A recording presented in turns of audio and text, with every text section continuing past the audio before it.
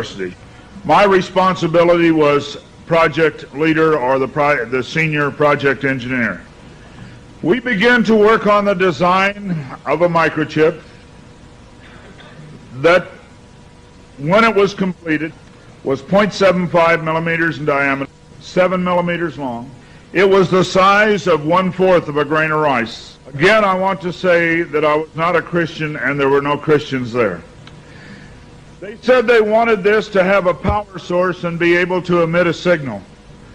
And they told us they wanted us to use lithium as a battery source. Lithium's used in watch batteries, it's used in heart pacemaker batteries, it's used in a lot of places. I designed into this microchip a little charging circuit that would charge that battery. This sounds like a lot of technical things coming together, but if you'll bear with me 1 minute, you'll see what God has laid out about this microchip. When we discovered that we needed to be able to charge that battery, I needed a temperature change, a change in temperature to cause current to flow through that little charging circuit that would charge the battery. So we began to investigate and find out where in the body does the temperature change the most rapidly. We spent over $1 million in taxpayer money, and when the results came back, there was a lot of information. We divided it up amongst 3 teams and then came back together with that information. It was determined that there were 2 places in the body that were ideal for the microchip. One was just below the hairline on the forehead. Every mother checks their child's temperature right here. So we could have paid the mothers $1 million and saved. I never saw a mother check their child's temperature on their ankle. Always right here.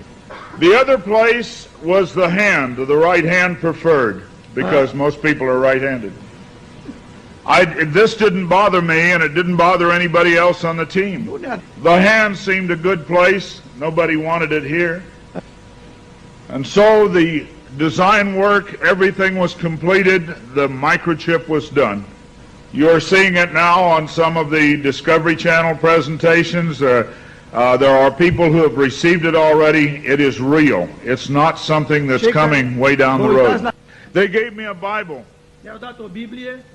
They told me not to read the book of Revelation. They said the book of Revelation is too hard to understand.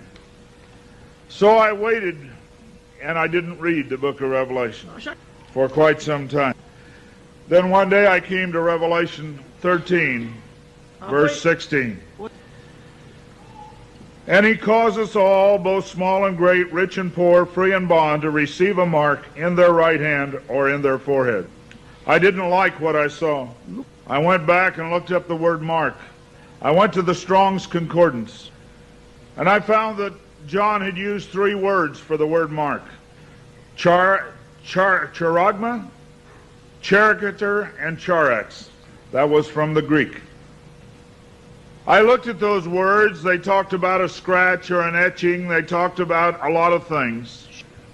And I said, God, this isn't it. We didn't do it. He said, go to the word for 666. The word is chixastigma.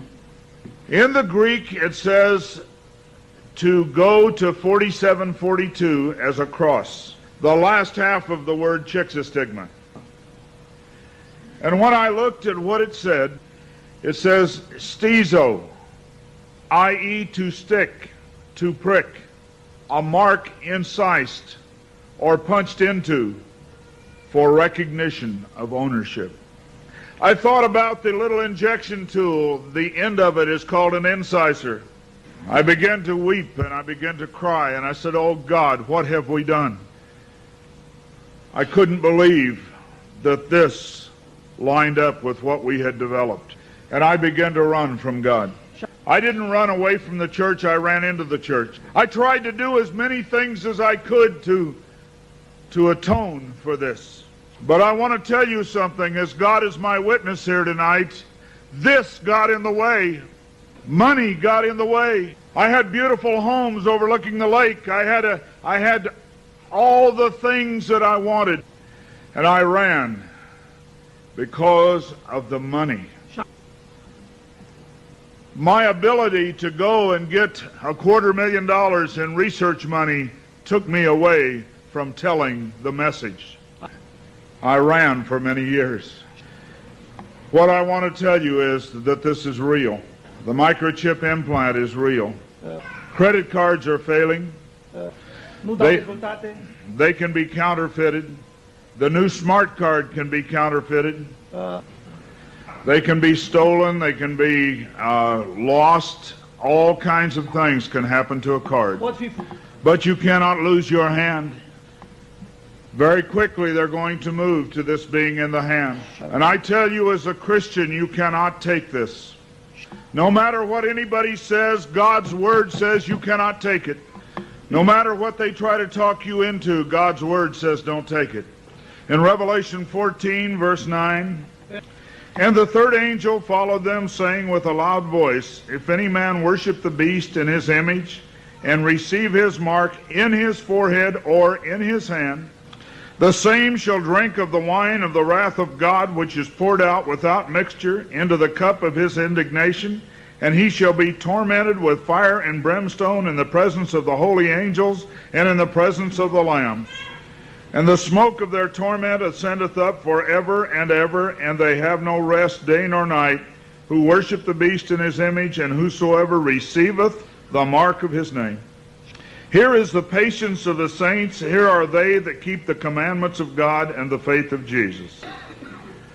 It's very simple. God's Word says do not take it. Today there have been over 15,000 babies that have been given the positive identification, the microchip. Many companies are using the microchip as identification in their top-level employees. The Immigration Naturalization Service has a better passport, the human hand. So many of these things are all around us. We talk about the signs of the New World Order. God has spelled out in His Word just exactly what's going on today in the New World Order.